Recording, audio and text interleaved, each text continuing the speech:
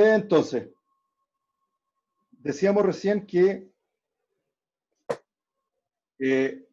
esta famosa energía de activación, en el fondo es una barrera energética, ¿cierto? Y es la energía la energía mínima, ¿cierto? Que necesitamos tener, o que las partículas en realidad necesitan tener como energía cinética para vencer precisamente o sea, ese es el límite, ¿no? Tenemos que tener las partículas que van a participar en colisiones efectivas tienen que tener una energía cinética superior a esa energía de activación. Entonces, si nosotros seguimos ahora y volvemos a este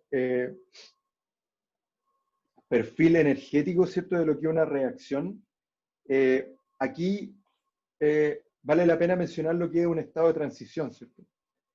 Y en el fondo acá, por ejemplo, básicamente identificar lo que es una reacción exergónica versus una endergónica, ¿no? En este caso lo que tenemos acá son dos perfiles energéticos de dos reacciones, ¿cierto? Aquí tenemos los reactantes, los productos, ¿cierto? Y si se fijan, lo que estamos graficando ahora es la energía libre, el delta G. Y acá tenemos lo mismo, pero la diferencia es que aquí en el perfil energético los productos están más arriba, ¿se fijan? Cuando nosotros estimamos esta función, este trabajo útil, la energía libre de Gibbs, ¿cierto? La diferencia entre el nivel energético de los productos con los reactantes es lo que vamos a llamar el delta G, en este caso el delta G estándar. Disculpe. ¿Sí? Entonces, en este caso, observando esto, lo que nos podemos dar cuenta de inmediato es que en este caso estamos en presencia de una reacción exergónica o espontánea. La energía libre de los productos es menor que la de los reactantes, por lo tanto el delta G necesariamente va a ser negativo. En este caso, es lo opuesto, es una reacción no espontánea o endergónica, ¿no? Es decir, los productos tienen una mayor energía libre que los reactantes, ¿sí? En este caso ustedes se dan cuenta de inmediato, ¿cierto? Eso es lo primero, y de inmediato se dan cuenta la diferencia en lo que son las energías de activación, ¿cierto? La diferencia de la energía de activación.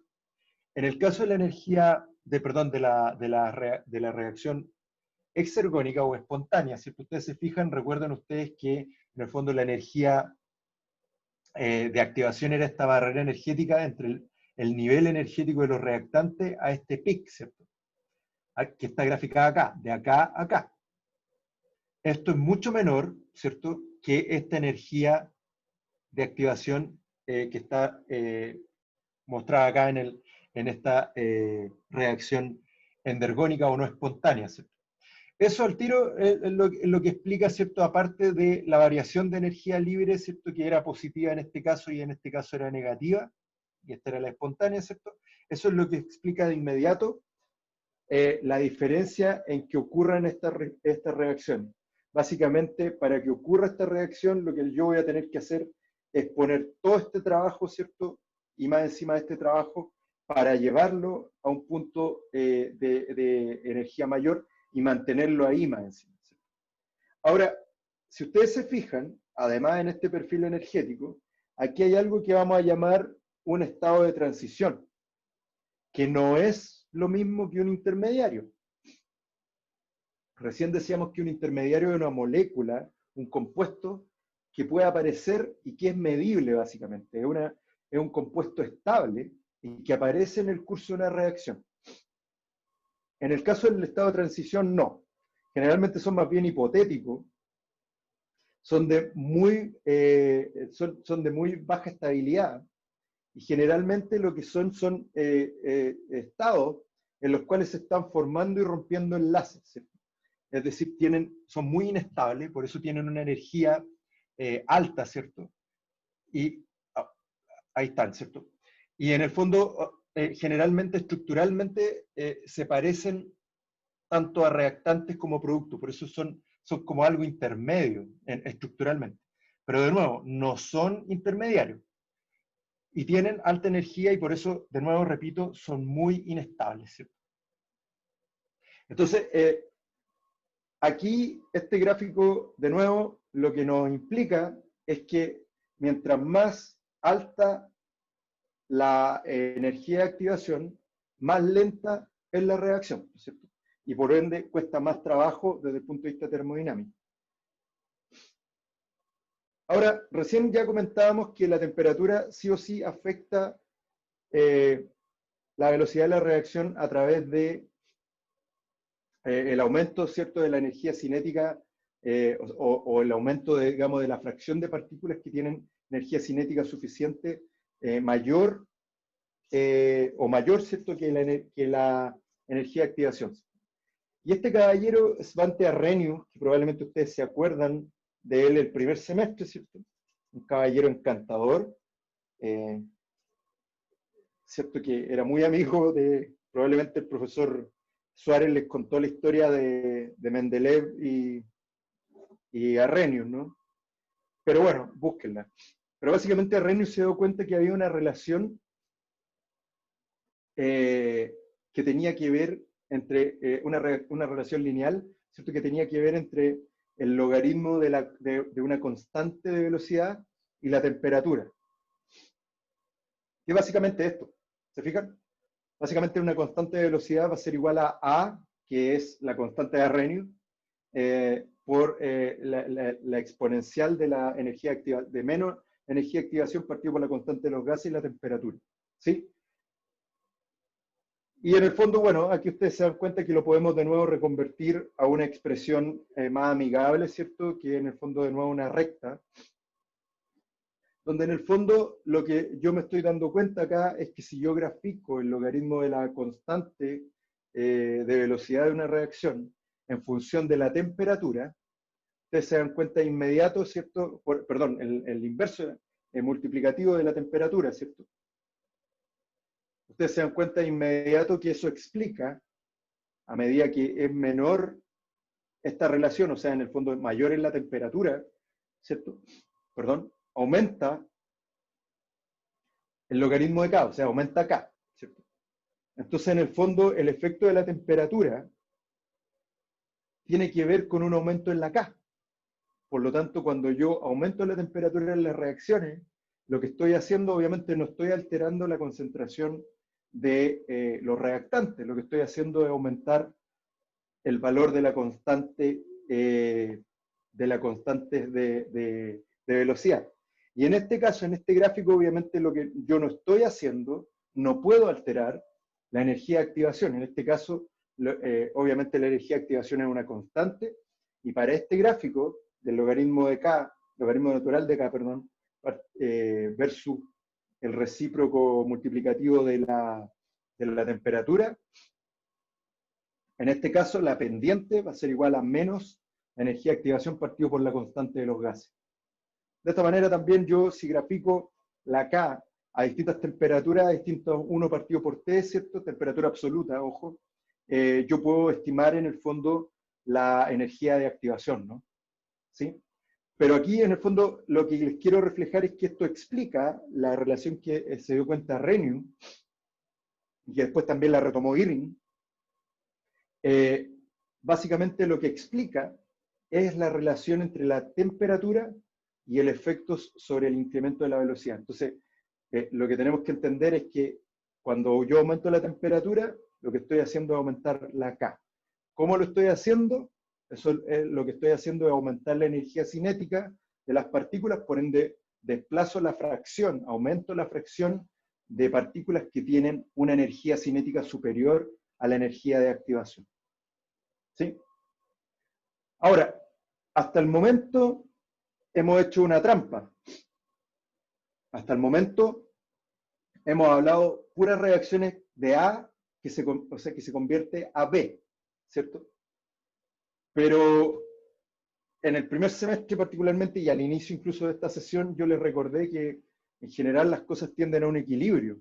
Y para que ocurra este equilibrio, eso significa que las reacciones se desplazan de A a B y de B a A. Por ende, si yo desplazo o convierto una partícula A en B, eso va a tener una constante de velocidad que en este caso está representada como KF o constante de velocidad forward, hacia adelante en el fondo, y la conversión de B a A va a estar determinada por una constante de velocidad KR, o constante reverse, ¿cierto? Y eso en el fondo lo que se va a manifestar en algo como lo que veíamos en el semestre pasado, ¿cierto? En el equilibrio, ¿cierto? Si yo parto, por ejemplo, con un reactante, en este caso 0,6 de reactante y 0,40 de producto, eventualmente cuando esto progrese, cuando esta reacción progrese en función del tiempo, se fijan aquí, aumenta la velocidad y qué sé yo, aumenta la velocidad de consumo y después vamos a llegar a un punto donde la velocidad es cero, ¿se fijan? La velocidad tanto de consumo de reactante como producción de producto, valga la redundancia, y ahí es cuando llegamos a un equilibrio, ¿sí? Si yo represento las velocidades de consumo de A, en este caso, o la producción de B, en el fondo eso va a depender, obviamente, de la velocidad de consumo de A más la, la velocidad de producción de B, ¿sí?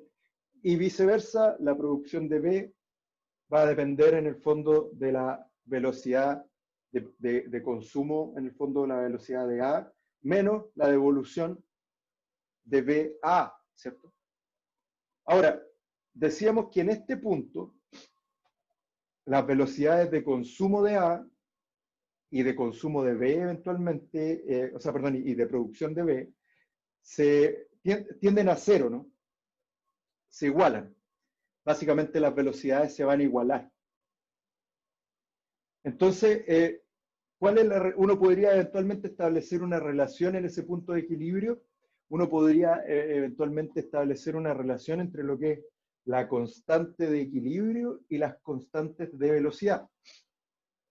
Entonces, supongamos una reacción de este tipo. O sea, supongamos esta reacción que armamos recién, A más 2B, y produce AB2, ¿cierto? Y, déjeme un... Oh, la alergia. Entonces, esa reacción, al igual que la anterior, la reacción de ida, digamos, va a estar dependiendo de una constante de velocidad forward, K sub F, y la devolución va a ser K sub R. Y una constante de equilibrio que, recuerden ustedes, va a estar dependiendo de la concentración de A, B, 2 en el equilibrio, partido por la concentración de A, por la concentración de B al cuadrado, ¿cierto? Elevado obviamente a sus coeficientes estequiométricos. ¿Sí? Si suponemos que esta reacción ocurre en una sola etapa elemental, o sea, en un solo paso, ¿cierto? Entonces la ley de velocidad debería ser algo como esto, ¿no? Debería depender, obviamente, de la concentración de A, de B al cuadrado, por la constante forward, ¿cierto? Y la velocidad de vuelta va a depender de, obviamente, la concentración de AB2 por la constante de velocidad sub K sub R, ¿cierto? Dijimos que en el equilibrio las velocidades de ida y de vuelta se van a igualar, porque en el fondo eso es lo que dijimos, ¿cierto? Esto es una cosa dinámica, no estática, pero significa que el producto se puede devolver a reactante y si eso pasa, va a haber una respuesta de igual magnitud, ¿cierto? Que va a hacer que de reactantes se conviertan a producto. La ley de Le Chatelier, ¿recuerdan ustedes? Bueno, si eso es cierto, entonces en este punto lo que nosotros podríamos hacer en el fondo es igualar estas leyes de velocidad. Si esta, en el equilibrio, esta se hace igual a esta, en el fondo, en el equilibrio, KF por la concentración de A, B al cuadrado en el equilibrio, va a ser igual a KR, K sub R por AB2 en el equilibrio, ¿cierto? Y si ustedes se dan cuenta, yo hago la magia y paso dividiendo el A y el B cuadrado, y paso para este otro lado dividiendo el K sub R, lo que voy a quedar es que K sub F partido por K sub R me queda igual a esta expresión, por lo tanto va a ser igual a la constante de equilibrio. ¿Sí? Entonces, para que ustedes recuerden, porque esto lo vamos a usar cuando desglosemos la ecuación de Michaelis-Menten, en el fondo nosotros sí podemos establecer una relación entre lo que son las constantes forward y reverse para reacciones reversibles y lo que son la constante de equilibrio. ¿Sí? Por otro lado, creo que me salté una, espérate. Oye, Oscar, una consulta. Sí, dime. En la reacción anterior, tú estás obviamente suponiendo que la reacción total va en una sola etapa. Sí, pues, eso dije. Sí, Sí, sí. sí lo dijiste. Sí, Sí, en lo una dijiste. sola etapa. Gracias. Sí.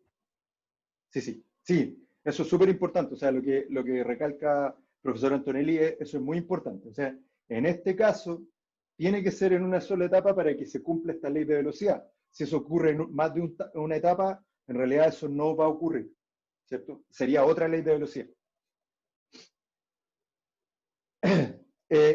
Al principio, ¿se acuerdan? Yo les comenté que los sistemas biológicos no son sistemas que están en equilibrio, ¿sí? Que son sistemas que están en estado estacionario. ¿Sí? Y eso generalmente lo que vamos a ver, eso va a ser tremendamente relevante en distintas vías metabólicas. Aquí hay solo un ejemplo, que es la vía de síntesis del colesterol, ¿cierto? Donde hay una etapa que vamos a llamar la etapa regulada. Ustedes durante todo este curso van a escuchar mucho de esto, ¿cierto? Y que en el fondo es la etapa limitante de toda la vía, ¿sí? Y eso, en el fondo, y que de hecho es la conversión del 3-hidroximetilglutaril-CoA, ¿cierto?, en mealonato. Y ahí hay una enzima que yo no voy a entrar todavía porque se supone que nosotros todavía no sabemos lo que son las enzimas, ¿cierto? Todavía no hemos nombrado ese nombre en este curso hasta acá, ¿cierto? Hemos hablado solamente de proteínas y un poco de cinética, ¿cierto? Entonces hay una enzima que es clave ahí, una proteína, ¿cierto?, que es clave y que ustedes la van a ver después más adelante. Entonces, esta vía, en el fondo, es un perfecto ejemplo de cómo se mantienen los sistemas y cómo se regulan las vías metabólicas, ¿sí? Y cómo hay enzimas que vamos a llamar vías marcapaso de vías, etc. ¿Sí? Algo interesante es que en general el metabolismo, a pesar de todo esto, funciona en la totalidad, ¿cierto?, en la completud, en esto es lo que es un estado estacionario. La manera más fácil de entender de nuevo, ahora desde el punto de vista más cinético, lo que es un estado estacionario, es este ejemplo, ¿cierto?, que me robé del Curian, ¿cierto?, que es como un lavadero, ¿cierto?, un lavaplato, y si yo dejo correr agua y mido el flujo que cae, ¿cierto?, digamos, a las cañerías, ¿no? Entonces, claro, si usted abre mucho la llave, ¿sí?, y esto tiene un cuello muy chiquitito, obviamente lo que va a hacer, esto es lo que va a cortar, ¿cierto?, la vía. Esto es lo que va a depender, de manera muy similar a lo que es, el ejemplo del reloj de arena, ¿no? Por otro lado, obviamente esto va a partir al principio, porque yo tenía muy poco, ¿cierto? Y empezó a caer muy poquito. Después lo que va a ocurrir es lo que les decía, ¿no? O sea, yo abrí, pero aún sigue siendo limitante esto. Pero lo que yo puedo jugar es en el fondo ajustar de tal manera el flujo de la llave de que lo que entre sea igual que lo que salga. Y eso es lo que básicamente es un estado estacionario. En el fondo lo que entra es básicamente el flujo neto es cero. ¿Sí? ¿Cómo se explica esto desde el punto de vista cinético? Tú, por ejemplo, puedes tener acá de nuevo una vía metabólica, ¿cierto?, en dos pasos, perdón, con tres intermediarios, A, B y C, donde el paso de A a B está condicionado por la constante de velocidad K1 y el paso de B a C está condicionado por la constante de velocidad K2. Entonces, eventualmente, si tú quieres medir la variación de B en el tiempo, tú deberías llegar a eso, ¿cierto? ¿Sí? Algo como eso. O sea, en el fondo, la velocidad de aparición de B va a depender de la constante K1 por la concentración de A, ¿cierto? Tiempo cero. Y obviamente, como todas estas reacciones tienden a ser reversibles, porque ahora ya acostumbrémonos a que son reversibles, eso pasa, ¿cierto? Eso va a depender también de la conversión en el fondo de K2 perdón, de B a C, ¿cierto? O sea, en el fondo se va a perder algo de B, ¿cierto? Va a desaparecer. Aquí vamos a hacer un truco, y como vamos a estar hablando de un estado estacionario, lo que vamos a imaginarnos es que ahora no vamos a hacer el truco que hacíamos antes de que en el fondo poníamos A y lo dejábamos en un sistema cerrado, ¿se dan cuenta? Lo que vamos a hacer, como estamos en sistema abierto y estamos abriendo la llave de manera constante, ¿cierto? Estamos alimentando el sistema con A de manera constante y vamos a mantener constante a través de todo el tiempo. Entonces vamos a integrar esto, o sea, ahora en el fondo A0 ya no es una variable, es una constante. Entonces cuando yo integro esto, aquí un salto de fe, porque no lo voy a discutir ahora, después ustedes lo pueden hacer en su casa, hoy día en la noche, ¿cierto? Se juntan y hacen esta integración. Entonces, a partir de integrar esa derivada, ¿cierto? Entre 0 a t, lo que nos vamos a dar cuenta es que la concentración de t en un punto t del tiempo va a ser igual a la constante de velocidad 1 partido por la constante de velocidad 2 por la concentración de A, que dijimos que la vamos a mantener constante, por 1 menos E a la menos K2T, ¿cierto? Y ahora vamos a hacer otro truco y vamos a simular, vamos a buscar un punto infinito de tiempo, o sea, nos vamos a ir muy lejos en la reacción. Nos vamos a imaginar que el tiempo tiende al infinito. Y básicamente, si nosotros estimamos eso, lo que nos vamos a dar cuenta es que tenemos algo como esto, ¿cierto? Nosotros, si se fijan acá, la escala es bien corta, pero imaginemos que esto es muy lejos. Entonces nos vamos a llegar a un punto donde la concentración de B se va a convertir en estado estacionario, steady state en inglés, ¿cierto?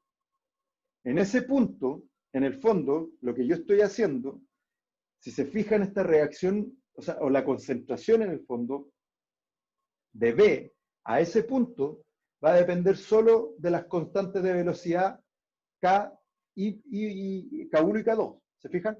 Porque dijimos que ahora A era tenía una concentración constante.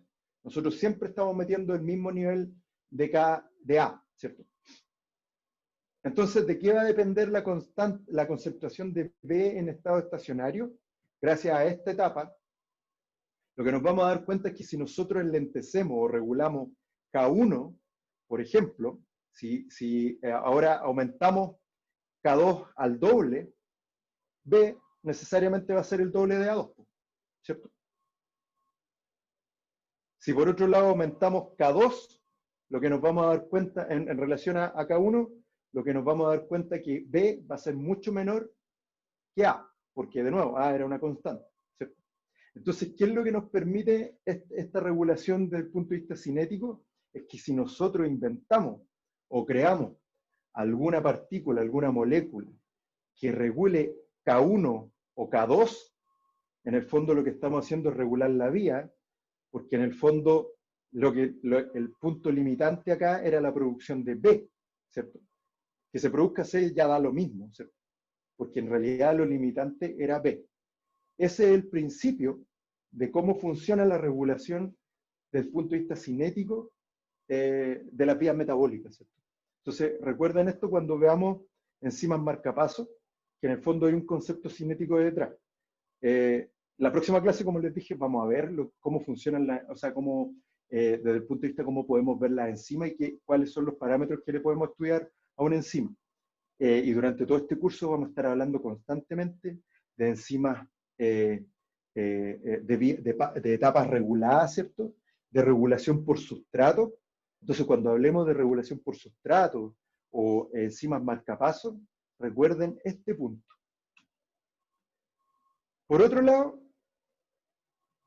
la cinética o en el fondo la regulación cinética de las vías permite en muchos aspectos regular precisamente qué vía sigue o se bloquea en el metabolismo, ¿ya? Y esto es bastante evidente y bastante simple, y ni siquiera es tan evidente que ni siquiera voy a entrar a la explicación cinética. Pero me rodea acá de nuevo un ejemplo súper bueno del Curian, que en el fondo tiene que ver un poco con la clase pasada, ¿no? Que es plegamiento de proteínas. Entonces, por ejemplo, supongamos que tenemos un polipéptido que en el fondo tiene dos opciones, pues.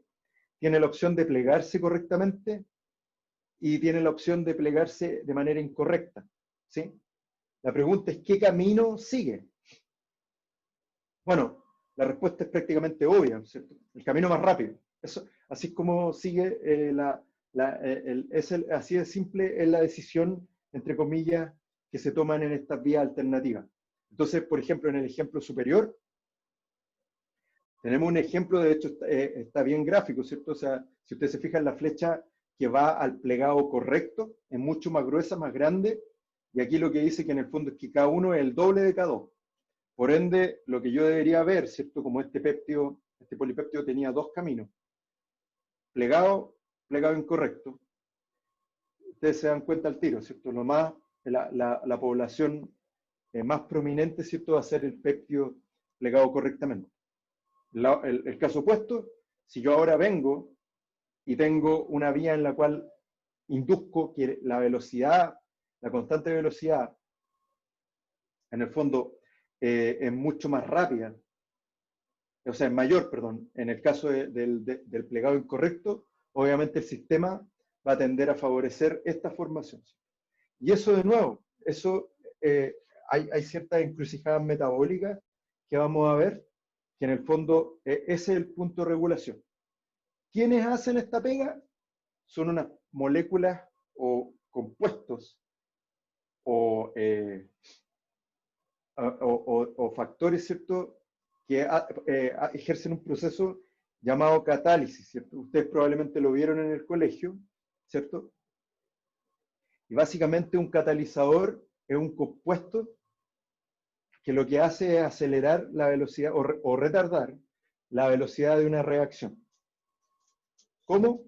Básicamente alterando en el fondo principalmente la energía cinética y las colisiones efectivas, que es como lo que está representado acá, ¿cierto? De manera muy burda, si tú tienes dos reactantes, tienes el catalizador, te fijas, aquí tienes un tipo que lo que está haciendo es proveer un espacio en el cual se junten estas dos partículas y ocurran colisiones efectivas. ¿Sí? Hay de distintos tipos, ¿sí? Una consulta. ¿Todas las Sí. enzimas son catalizadores? Sí. O sea, por definición, las enzimas son catalizadores de naturaleza proteica, ¿cierto? ¿Pero usted se refiere a catalizadores en general o no? Estoy hablando todavía de catalizadores, si te fijaste. No he dicho la palabra enzima. Gracias. No he dicho enzima. Sí. Los catalizadores son compuestos o sustancias, ¿cierto? Repito, que aceleran o retrasan o retardan la velocidad de una reacción, ¿cierto? En general, siempre nos concentramos en los catalizadores positivos, ¿no? Los que aceleran, ¿cierto? Entonces, por eso, hasta el momento no he mencionado la palabra enzima, ¿sí? Pero ya que salió la pregunta, las enzimas, sí, pues las enzimas son proteínas especializadas que aceleran la velocidad de las reacciones del metabolismo. Obviamente especializadas, y las vamos a ver en la clase siguiente. ¿Sí? Desde el punto de vista químico, hay catalizadores que son homogéneos o heterogéneos, ¿cierto? Lo homogéneo implica que están en la misma fase, ya sea fase acuosa o fase gaseosa, ¿no? Y los heterogéneos están en una fase distinta. ejemplo clásico, por ejemplo, el convertidor catalítico, ¿cierto? El del auto. Los que están en base, los que son en base, por ejemplo, a torio, o qué sé yo, en la industria alimenticia, ¿cierto? Los que participan en la reducción de la margarina, ¿cierto? Esos son en base a níquel, ¿no? Etcétera. Si ustedes se acuerdan de las clases de orgánica, cuando hablábamos, ¿se acuerdan? Hablábamos de la formación de doble enlace, de alqueno, y hablábamos, ¿cierto?, que le poníamos níquel. Bueno, ahí el níquel era un catalizador. Eso es. Ahora, desde el punto de vista, cómo ocurre este cuento, ahora si tomemos, imaginemos un catalizador, ¿cierto?, como una enzima. De nuevo, voy a mencionar ahora una enzima, como ya lo dije, una proteína, ¿cierto?, que tiene una función especializada de acelerar reacciones específicas, ¿cierto? Entonces, aquí la pregunta viene, ¿qué es lo que realmente hace un catalizador desde el punto de vista mecanístico, ¿no? Supongamos que tenemos una reacción en la cual la reacción aquí está sin catalizador, ¿cierto? Sin enzima. La reacción que se quiere hacer en el fondo es una reacción, perdón, en la cual se quiere quebrar esta barra metálica, que está acá representada por este cilindro, ¿cierto? Entonces supongamos que tenemos un estado de transición, como les decía, un estado de baja persistencia, ¿cierto? Muy inestable, en el cual en el fondo era algo parecido al estado quebrado y el estado no quebrado, ¿cierto? Y tengo acá el producto, ¿cierto?, roto. Si yo sigo el perfil energético de esto, en el fondo, lo que yo, por ejemplo, puedo ver esto como que aquí tengo los sustratos y aquí tengo el producto. Y recuerden ustedes que esto en realidad lo que estaba hablando cuando yo hablaba de energía de activación, ¿cierto? Y ahí es donde debería estar el intermediario, es decir, este tipo. ¿Qué es lo que puede ocurrir? Y en términos mecanísticos. Esto era una de las hipótesis tradicionales, ¿cierto?, de lo que se pensaba, ¿cierto?, de cómo actuaban las enzimas. Esto lo vamos a retomar de nuevo. Lo que se pensaba antiguamente era que las enzimas, o los catalizadores en el fondo lo que hacían era interaccionaban y formaban un complejo enzima-sustrato, y eso eventualmente llevaba a los productos. Pero lo que realmente, en términos mecanísticos, ¿cierto?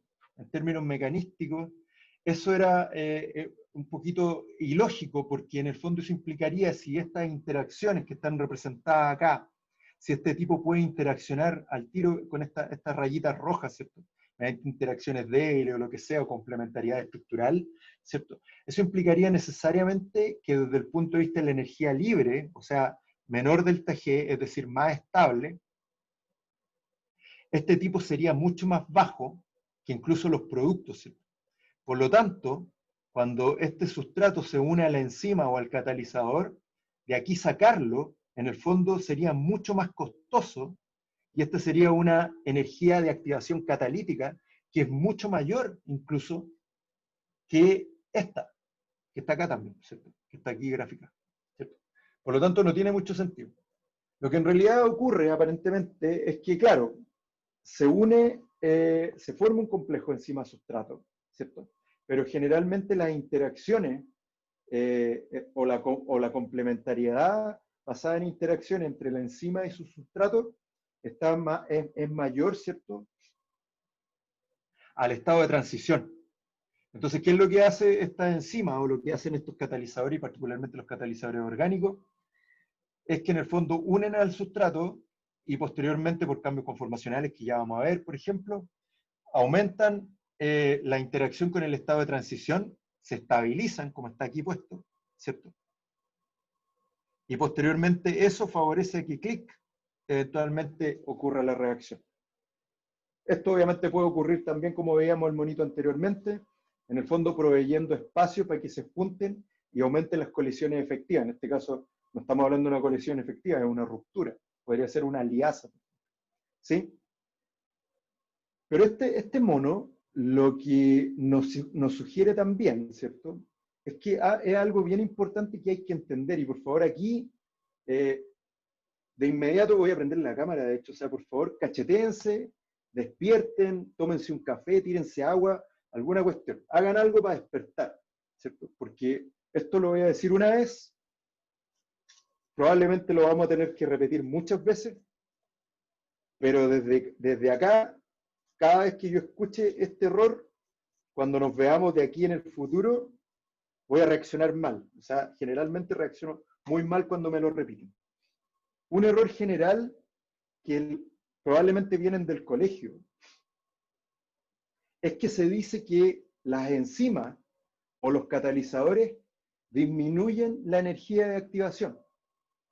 Este gráfico, particularmente el superior y el inferior, lo que te dice que no es así. Los catalizadores, y por extensión las enzimas, no disminuyen la energía de activación de la reacción. Lo que hacen es proveer un camino alternativo que tiene una energía de activación más baja. Entonces, cuando alguien a ustedes les diga, o le haya dicho en el pasado, ¿cierto?, que los catalizadores lo que hacen, aceleran la reacción porque disminuye la energía de activación de la reacción, eso es incorrecto. Eso es tan absurdo y estúpido como para decir que yo quiero atravesar yo voy pasando frente a un cerro, ¿cierto? Y claro, tengo que subir una cuesta, ¿cierto? Entonces, en el fondo, yo tiro dinamita y eso es lo que estoy haciendo, ¿cierto? Eso es absurdo. En el fondo, lo que está haciendo la enzima es que ya construyó un túnel y por ahí yo ya pasé. Entonces, la reacción sigue teniendo, la reacción no catalizada, que es la que está acá en superior, ¿cierto? Sigue teniendo la misma energía de activación, pero hay una vía alternativa que tiene una energía de activación menor, ¿sí? Hay 8 cosas en el chat contra todo lo... ya, a mí me lo enseñaron así, por 2, por 3, por 4, por 5. ¿Cuánto vamos a llegar? Por 8, por 20, ya, fantástico. Entonces, bueno, eso es lo primero, ¿cierto? Entonces, eso es absurdo. No, esto es una cosa de mecanismo. Lo que hace un por 7, fantástico, vamos en 7. Ya. Entonces, eso es lo que hace en el fondo un catalizador, ¿cierto? Provee un mecanismo alternativo que tiene una menor energía de activación. Segundo, hay un segundo punto. Si ustedes se fijan en todos estos gráficos, y de nuevo, particularmente el primero que nos sirve, ¿cierto? Que es el mecanismo real. El primero y el último, si ustedes se fijan, el delta G, que estaría definido entre la diferencia entre S y P, no varía, no se altera. ¿Se fijan? Entonces aquí viene lo siguiente. Un catalizador no altera el equilibrio. No altera el equilibrio. Lo único que provee es un camino alternativo que tiene una menor energía de activación y por ende tiene una K distinta, ¿cierto? La relación de Arrhenius. Fin. Entonces aquí es lo que está más bien definido, que es de nuevo lo mismo, ¿no? Si tenemos una reacción que va de A más B y que el producto es C y D, tenemos en el gráfico de la izquierda, ¿cierto? Tenemos ahí una reacción no catalizada, por ejemplo. En la versión catalizada, lo que deberíamos tener es esto, una menor energía de activación. Sin embargo, la reacción sigue siendo espontánea, ¿sí? Sigue ocurriendo con el mismo delta G, en este caso, claro, es energía potencial, pero la idea es que sea delta G. Entonces aquí, grábenselo por favor, los catalizadores no alteran la constante de equilibrio, ¿cierto? O sea, las enzimas nunca van a alterar la constante de equilibrio de una reacción. Lo que van a hacer, van a jugar con las constantes de velocidad, van a proveer caminos alternativos que tienen una distinta energía de activación. ¿Sí? Claro. Eso. Entonces, como resumen, lo que podemos decir, o lo que me gustaría que nos acordáramos, ¿cierto?, para hoy, es que la velocidad de reacción es un cambio instantáneo entre lo que es la concentración de los reactantes y los productos, ¿cierto? En el fondo es la pendiente, es la la pendiente de esta recta tangente de la curva de velocidad, ¿cierto? De la curva de progreso, ¿cierto? La velocidad de reacción puede depender de las concentraciones y la temperatura, ¿cierto? Las concentraciones, eso se cumple de orden 1 para arriba, ¿cierto? Dijimos que de orden 0 daba lo mismo, y de la temperatura, porque esto tenía que ver con la energía cinética, ¿cierto? Y las colisiones efectivas, y esto estaba dado también por la ecuación de Renning. No todos los reactantes influyen en la velocidad de una reacción, eso es cierto, y eso va a depender del mecanismo y cómo el mecanismo en el fondo nos permite determinar en el fondo la ley de velocidad. Las reacciones suelen ocurrir a través de un mecanismo que involucra varias etapas elementales, ¿cierto? Eso es lo que nos dice por lo menos las reacciones que podemos medir de manera relativamente rápida, ¿cierto? Era mucho más rápido tener distintas etapas elementales, donde una es la etapa generalmente lenta, ¿cierto? Y esa es la que va a condicionar la ley de velocidad final, ¿cierto? Y la velocidad de la reacción total. Cada etapa elemental ocurre a través de un estado de transición en el cual este estado de transición, ¿cierto?, se parece tanto a reactantes y productos, ¿cierto?, y que ahí en el fondo lo que está ocurriendo es que se están formando y rompiendo enlaces, ¿cierto?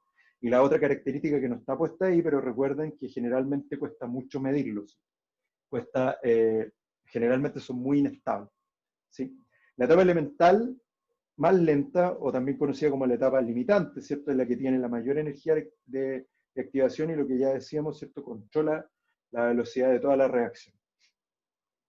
Y finalmente, es un catalizador, acelera las reacciones proveyendo un mecanismo alternativo que posee una energía de activación menor a la reacción que no altera el estado, la constante de equilibrio, ¿cierto? O sea, no altera la termodinámica en sí de la reacción, solo la cinética, ¿sí? Y eso es lo que les quería contar hoy. No sé si tienen preguntas, tenemos unos minutitos.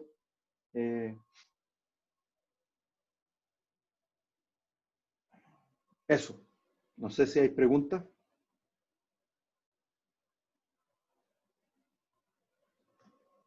No, profe, entendí todo. Muchas gracias. Fantástico. Estamos entonces. Bueno, entonces nosotros le vamos a hacer las preguntas. Sí, bueno, pero para eso también va a estar el seminario. Y bueno, el lunes igual yo creo que vamos a volver a hablar de esto, ¿no? Porque igual El miércoles. vamos a hablar, el miércoles, perdón, el miércoles vamos a volver